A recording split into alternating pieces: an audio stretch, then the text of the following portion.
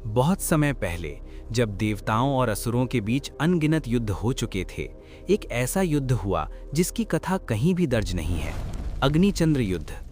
ये युद्ध न स्वर्ग में हुआ न पृथ्वी पर, बल्कि एक रहस्यमयी लोक दीप्ति क्षेत्र में हुआ, जहां समय और दिशा का कोई अर्थ नहीं था। इस लोक की रक्षा करते थे अग्निचंद्र देव, एक ऐसे देवता जिनके एक नेत्र में अग्नि जलती थी और दूसरे में शीतल चंद्रमा की शक्ति थी। एक दिन असुरों के राजा कालवर्ण को इस लोक के बारे में पता चला। उसे विश्वास था कि यदि वो अग्निचंद्र देव को हरा देगा तो वो समय और प्रकाश दोनों पर अधिकार कर लेगा। उसने अपनी सबसे भयंकर सेना तैयार की, अंधकार से बनी हुई सेना जो प्रकाश को निगल सकती थी। जब कालवर्ण अपनी सेना के साथ दीप्ति क्षेत्र पहुंचा तो चारों ओर अजीब सी शांति छा गई।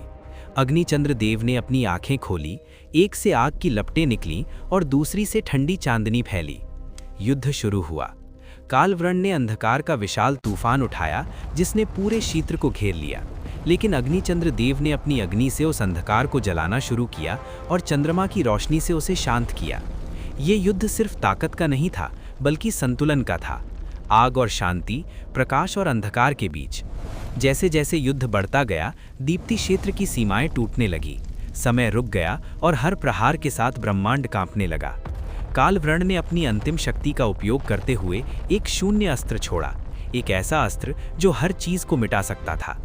तब अग्निचंद्र देव ने अपनी दोनों शक्तियों को एक साथ मिलाया। उनकी आंखों से निकली अग्नि और चंद्रमा की किरणें एक साथ मिलकर एक दिव्य प्रकाश बनी, अग्निचंद्र ज्योति। ये ज्योति इतनी प्रबल थी कि उसने शून्य अस्त्र को नष्ट कर दिया और कालवर्ण को उसी अंधकार में समा दिया जिससे वो बना था। युद्ध समाप्त हो गया, लेकिन इसकी कोई गूंज कहीं नहीं बची। कहते हैं, आज भी जब चंद्रमा के साथ अचानक आकाश में अजीब सी लाल चमक दिखती है तो वो उसी अग्निचंद्र युद्ध की एक झलक होती है। एक ऐसा युद्ध जो कभी हुआ था, लेकिन जिसे दुनिया कभी नहीं जान पाई।